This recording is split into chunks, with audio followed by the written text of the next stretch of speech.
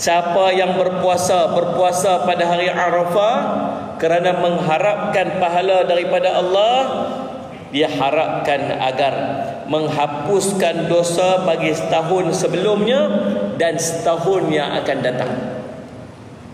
Tuan-tuan, puasa hari Ashura yukaffirus sanah allati qablahu, akan diampunkan dosa setahun yang sebelumnya.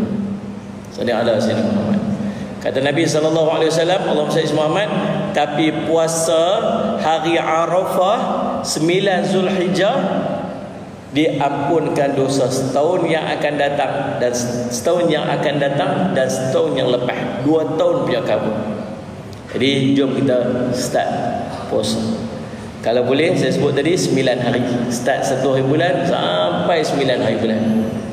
Kalau tak mampu, perbanyakkan puasa. Puasa hari Isnin Khamis ke, puasa Sayyid Muhammad 9 saja, atau puasa 8 dan 9. Puasa hari Tasu'ah 8, kemudian puasa hari 9. Puasa hari 8 dan puasa hari 9. Tuan-tuan, jom kita start. Dan yang paling penting buat puasa hari Arafah,